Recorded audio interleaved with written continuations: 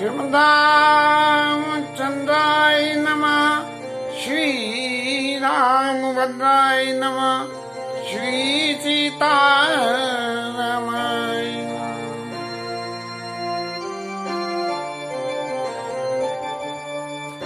राम दरसित ने व्रत लगे करन नार मनो को की कमल दीन बीन तमाम। कल के कथा विश्राम में सुमंत जी से अलगाव हो गया भगवान का और संगमेरपुर की तरफ चलिए। अयोध्या वासियों की मनोवृत्ति को दर्शाते हुए गोस्वामी जी ने लिखा कि भगवान राम के वियोग में सब लोग इतने दुखी हो गए और उनकी वास्तविक परिस्थिति ऐसे हो गई जैसे कोक और कोकी को चांदनी छू जाए और कमल को वो पाला मार जाए।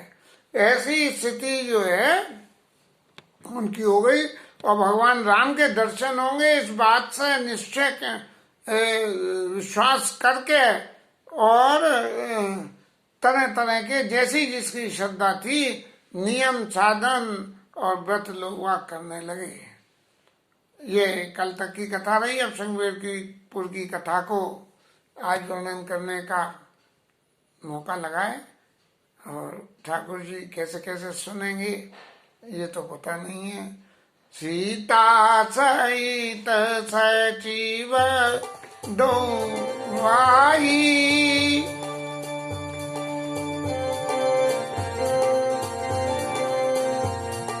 सीता सचिव सहित दो भाई संगमेरपुर पहुँचे जा। उतरे राम देव जर देखी किन दंडवत सचिव सिय किए प्रणामा सबई सहित सुख पायऊ रामा। गंग सकल मुदा मंगल मूला सब सुख करनिया रमी सब दूला। कई कई कौतिक कथा प्रसंगा राम बिलो कई गंग तरंगा। सचिवई अनुजय प्रिय सुनाई और विबुध नदी में महादिकाई। मज्जन कीन पंथ श्रम गयऊ सुच जल पियत मुदित मन भयऊ। सुमिरत जाय मिटई संभारू कई समय लौकिक व्यवहारू। कथा के शुरू में थोड़ी सी भूल हो गई। सुमंत जी से भगवान का अलगाव नहीं हुआ है। अभी सुमंत जी भगवान के संगी चल रहे हैं संगमेरपुर तक और अभी संगमेरपुर के बाद जब गंगा पार करने का नंबर आएगा तब सुमंत जी को वो वापस भेजेंगे।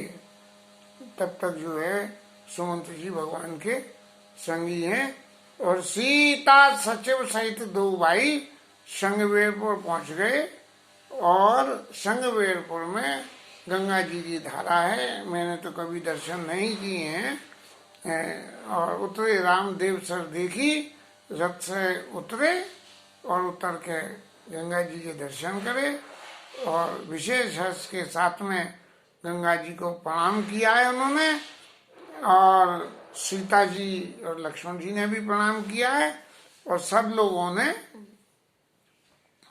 बड़े हर्ष के साथ बड़ा सुख पाया। वहाँ जब बहते हुए पानी की कलकल धारा हो और मौसम हो गर्मी का तो उसके सहारे जो सुकून मिलता है जो आराम मिलता है उसका वर्णन यदि हम करें तो ये कहा जा सकता है जैसे बहुत किसी ज़्यादा तपे हुए चीज़ को नेचुरल हवा से ठंडा करा जाए तो जो शरीर में सुख होता है वो गंग सकल मुद मंगल मूला, गंगा जी की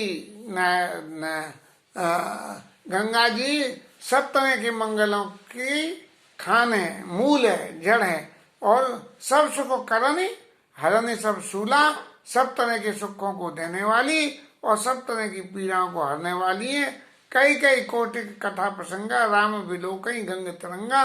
गंगा जी पृथ्वी पे आई और राजा सगर के पुत्र इनके खानदान में ही थे, तो उन सबका उद्धार करने के लिए कैसे कैसे कथा हुई उनको करके, और राम बिलो सुन के, और राम बिलो कहीं गंग तरंगा, और गंगा जी की तरंगों को धर धर जब कल कल बहता हुआ पानी है। हरिद्वार में तो एक बार मैंने दर्शन किया है, बड़ा आनंद होता है। कभी मथुरा में हमारे घर के नीचे भी ऐसी थी, अब तो समय खैर बदल गया।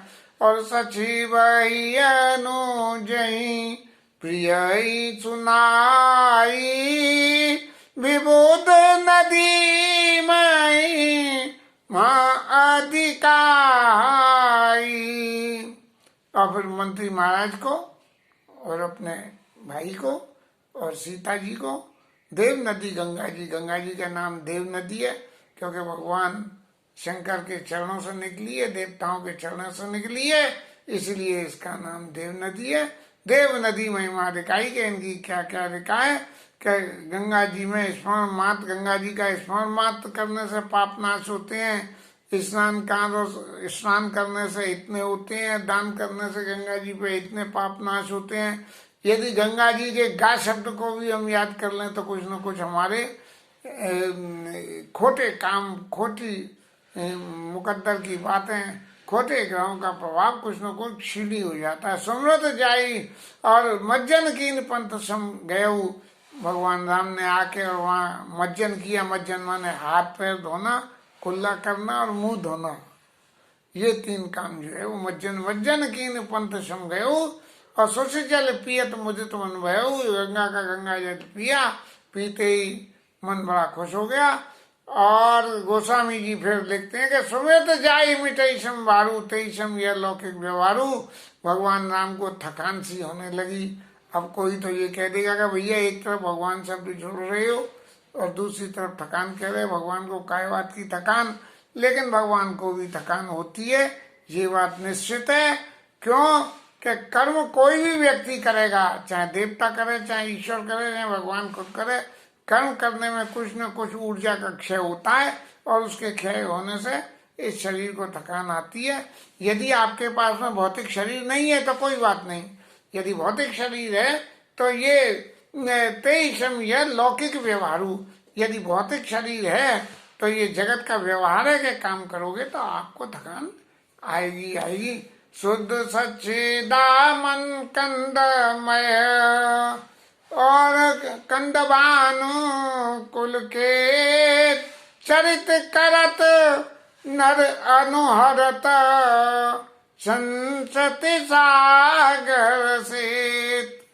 भगवान शुद्ध, सत्य, चित्त और आनंद, इन तीनों के मिश्रण से भगवान की धातु पैदा होती है, जो भगवान के गुण होते हैं। जब सच्चित और आनंद, जब ये तीनों चीज हमारे अंदर हों और क्या शुद्ध स्वरूप में हो, किसी को देख दिखावे के लिए नहीं, तब कंद शुद्ध सच्चिदानंदमय कंद भान कुल केतु, ऐसे सूर्यवंश के भगवान राम जो शुद्ध सच्चिदानंद घन है, चरित्र करत नर अनुरत, वो जो चरित्र करते हैं उन चरित्रों को देख के और उनकी कॉपी करने से तो क्या होता है, संसति सागर से, तो इस संसार रूपी सागर की जितनी भी संसति माने हमारे कर्मों का फल,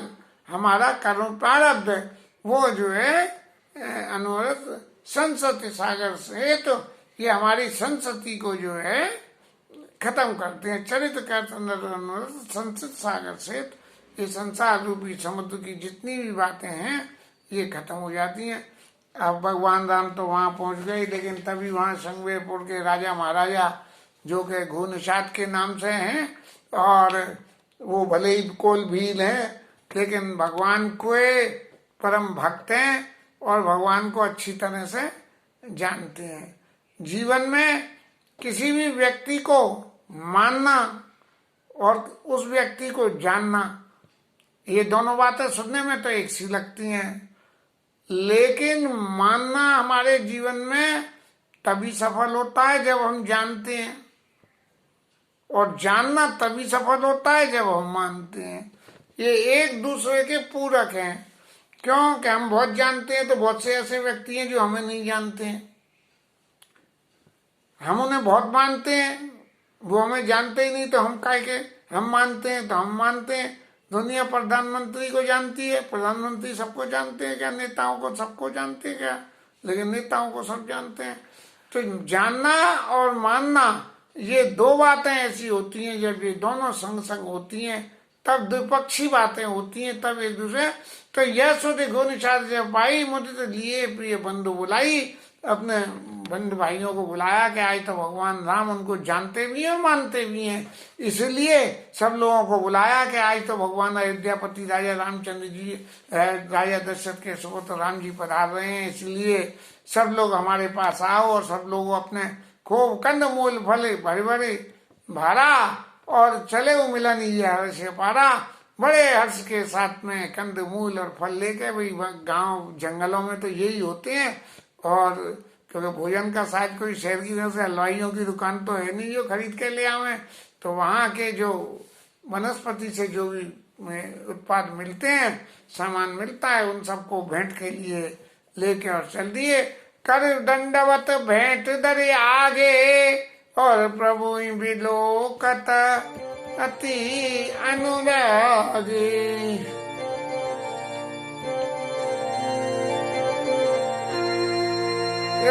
कर दंडवत भेंट दरी आगे प्रभु बिलोकत अति अनुरागे। बड़े अनुराग के साथ भगवान को देख रहे हैं। अब गांव जंगल में जाकर देखो, वहाँ के जो रहने का स्टाइल है और शहरों के रहने का स्टाइल है। शहर का कोई भी आदमी यदि गांव जंगल में चला जाए तो गांव वासियों को बड़ी उत्कंठा होती है कि इनके बारे में जानो। कैसे कि बिल्कुल जैसे कोई फिल्म इंडस्ट्री का कैरेक्टर और सांसारिक हमारे शहर के जीवन में आ जाए तो लोग आगे ऐसे समझते हैं कि जैसे भगवान आ गए हों। तो ऐसे कर दंडवत भेंट धरी आगे और प्रभु बिलोकत अति अनुरागे। बड़े अनुराग के साथ में देख रहे हैं। कैसे अनुराग के साथ में कि ये थोड़ी सी हमारी तरफ देखें तो सही, हम तो इनकी तरफ देख रहे हैं, लेकिन ये हमारी तरफ भी तो जरा सी देखें। सहज स्नेह विवश रघुराई और पूछी कुशल निकट बैठाई। संगमेरपुर के महाराजा हैं, उनको अपने निषाद राज को अपने पास बिठा के, और भगवान ने अपने सहज स्नेह का जो स्वभाव है कि भगवान का स्नेह, भगवान जिससे भी मिलते हैं उससे स्नेह के साथ मिलते हैं। और यदि कोई दुश्मन है उससे वैरी राम बड़ाई करें, बोलन मिलन विनय मन रही। बोलना, मिलना और उनके विनय करना, इसकी बड़ाई दुश्मन भी करते हैं। ये भगवान राम का सहज स्वभाव है। और नाथ कुशल पद पंकज देखे भय बाग बाजन जन लेखे। हे प्रभु, अब मेरी कुशलता आपका दर्शन हो गया तो मेरी तो सारी कुशल इसी से ही हो गई।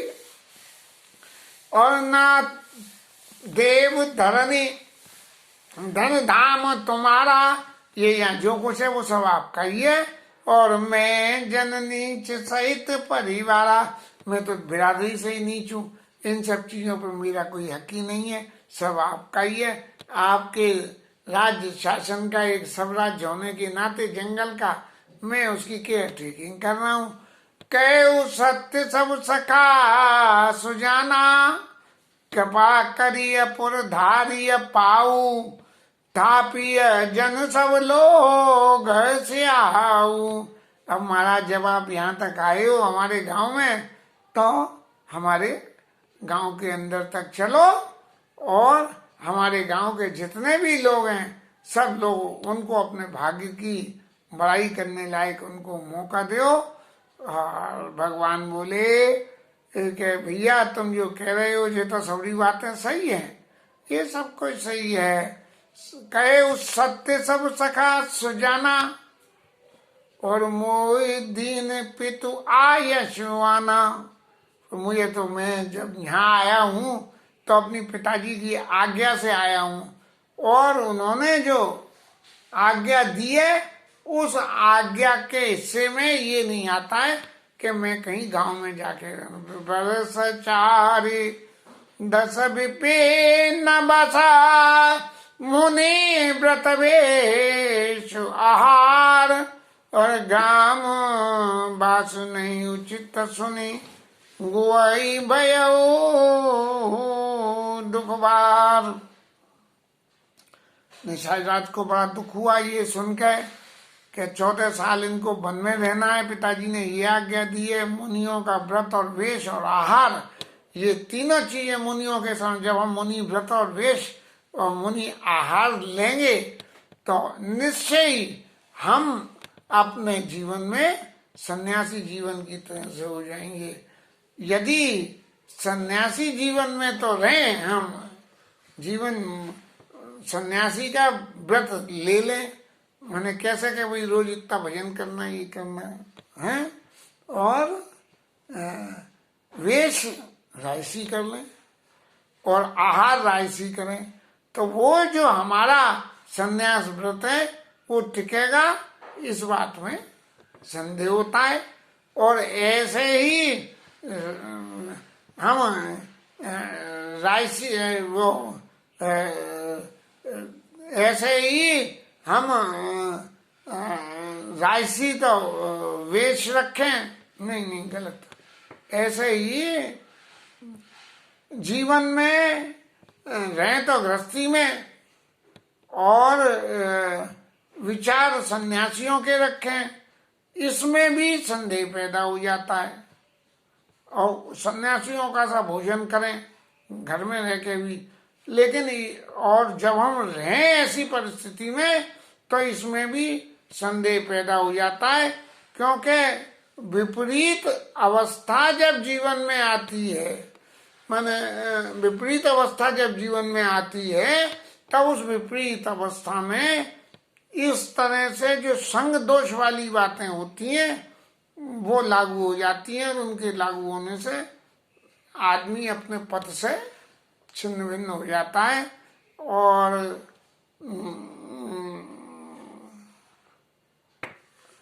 आदमी अपने पथ से छिन्न भिन्न हो जाता है, क्योंकि व्यवहारिक जीवन में और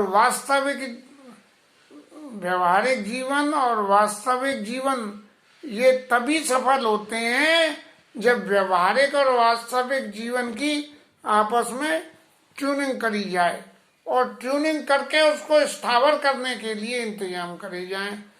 अब यदि एक उदाहरण बहुत दिन से मुझे याद आता है कि ये जो होते हैं ना, क्या होते हैं, पब, ये शायद मैं तो कभी देखा नहीं, सुना ही सुना है। होटल रेस्टोरेंट वगैरह में लोग वहाँ करते हैं, पब में जाते हैं और फिर वहाँ खूब म्यूजिक होता है, कपड़े लत्ते तरह तरह के नाटक और दुनिया भर की बातें फिल्मों में सीरियलों में तो देखी है मैंने, और वहाँ जिन्हें कितना कितना ऊधम हो जाता है। तो वहाँ जाने के लिए जो वेशभूषा है वो वेशभूषा भी अलग अलग होती है, तरह तरह की। किसी के चेहरे पे मास्क है, किसी के कपड़े आधे अधूरे हैं, किसी का कुछ है, किसी का कुछ है, किसी की भाषा कुछ है, किसी का स्वरूप कुछ है। तो ऐसे जो मुनिव्रत वेश आहार, यदि नहीं गलत, मुनिव्रत वेश आहार कैसे है, तो ये जो वहां जाने के लिए वो सब काम करना जरूरी है कि वहां के अनुरूप वेशभूषा देके जाओ। और उसके अनुरूप वेशभूषा लेकर नहीं जाओगे तो क्या होगा, आपको वहां जाएगा कोई सुख नहीं मिलेगा। एक बार सुरेश भाई साहब के संग कलकत्ते में गए थे, कहीं ले गए थे वो किसी रेस्टोरेंट में, तो वहाँ कुछ था आज जैसा तो नहीं था, लेकिन फिर भी वहाँ जो म्यूजिक बज रहा था और वो था, लोग तरह तरह के कपड़े और वो घोड़े चिंगाड़ रहे थे, हाथी चिंगाड़ रहे थे, लोग वहाँ मजा ले रहे थे। तो मैं कह रहा भाई साहब ये कहाँ ले आए हो जानवरों के बीच में, अरे यहाँ क्या मजा है, चलो यहाँ से। और फिर वहां से चले आए, क्योंकि वहां की वेशभूषा हो तो मजा आवे। तुम भी उल्टे सीधे कपड़े पहनो, सर्कस में जाओ और सर्कस के कपड़े नहीं पहनो तो फिर देखने वालों को कहाँ से मजा आवे। इसलिए सर्कस में जाने के लिए सर्कस करने के लिए सर्कस के ही कपड़े पहने ना। तो इसलिए बरस चारे धन विपिन बस मुनि व्रत वेश आहार। मुनियों का व्रत, वेश और आहार, ये तीनों चीजें करनी है। इन तीन में से यदि आप एक भी चीज मिस कर दोगे तो वो आपका जो है धर्म आपका वो रुकेगा नहीं। और गाम बास नहीं उचित सुने गोई भयो दुखवार। उनको निषाद राज को बहुत तकलीफ हुई है। राम लखन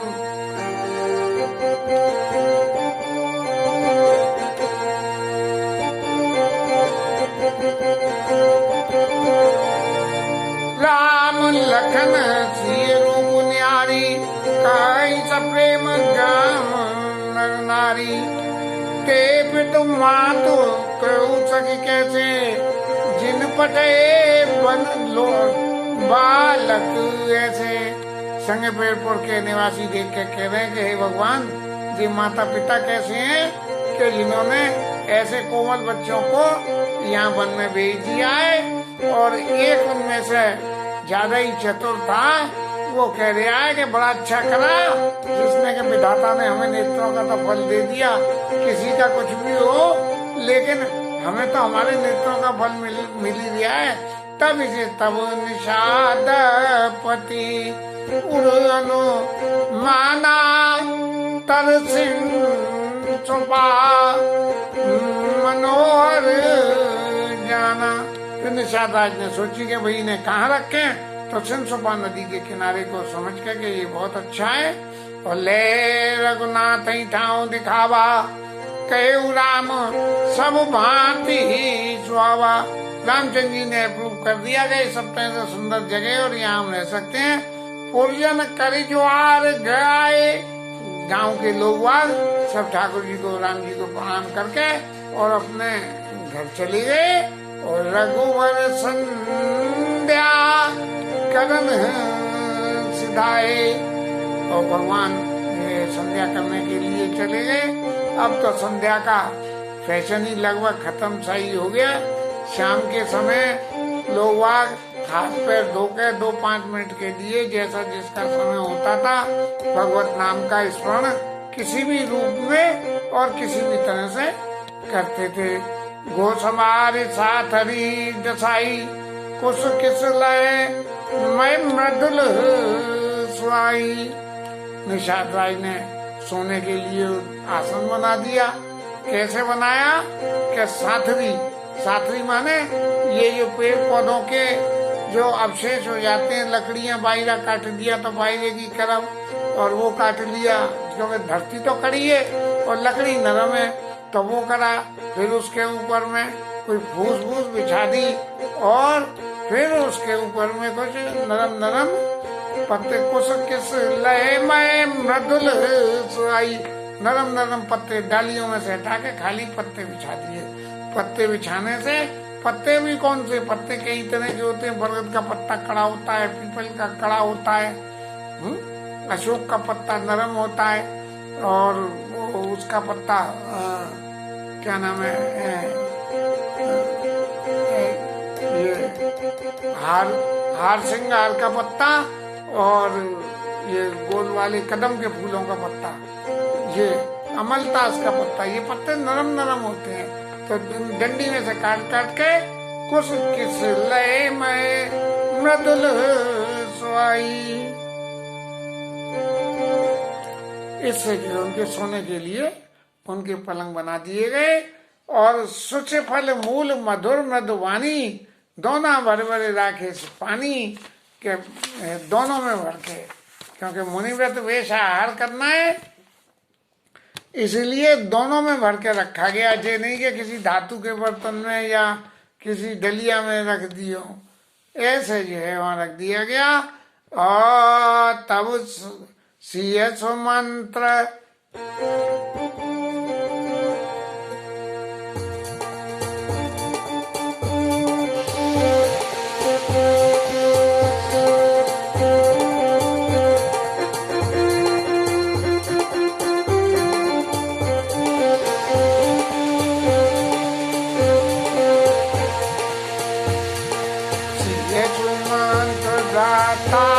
सहिता कंदमूल फल खा चयन कीन रघुवंश मणि माए पलो चतुराय।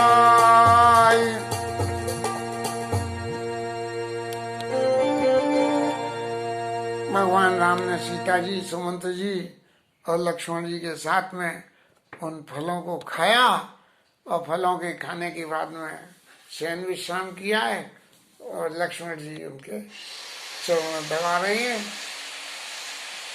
जीवन की ये झांकी जिसमें छोटा भाई चरण दबावे, बड़ा भाई विश्राम करे, पुत्र चरण दबावे और पिता विश्राम करे, माता विश्राम करे और पुत्र चरण दबावे, इस झांकियों का सुख मैंने तो अपने जीवन में बहुत लिया है।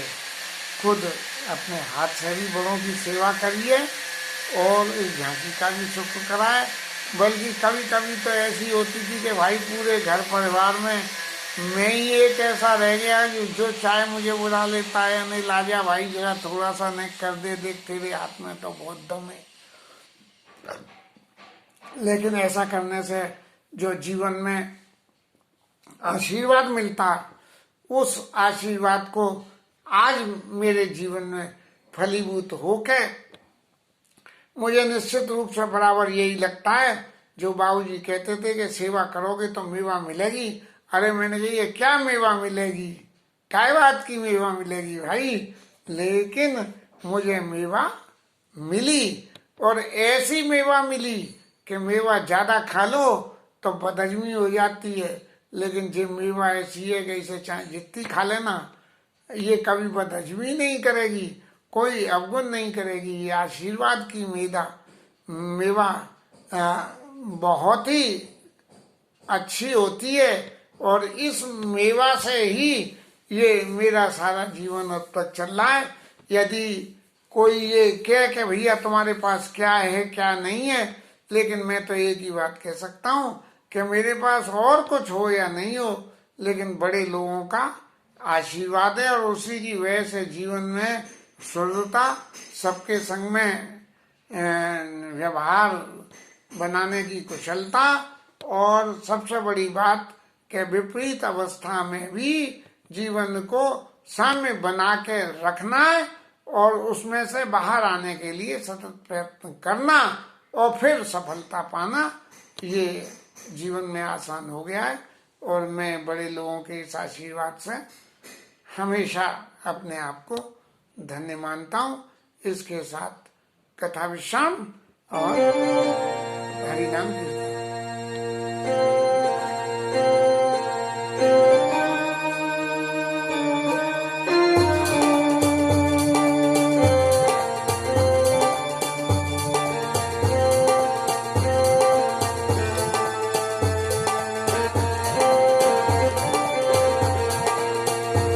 Hare Krishna,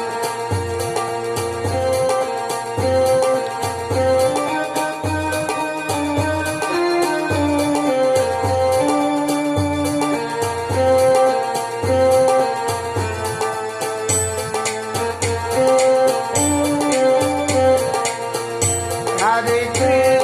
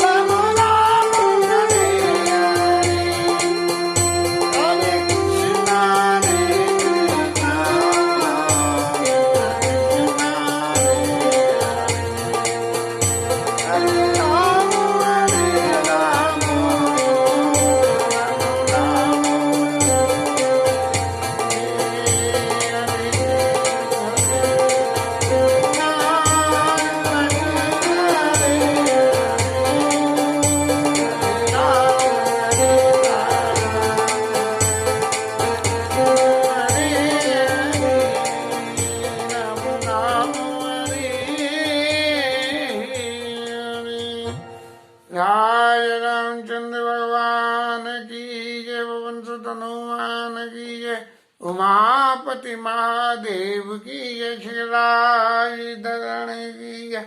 जय जय श्री राधे, जय जय श्री राधे, श्री राधे राधे राम।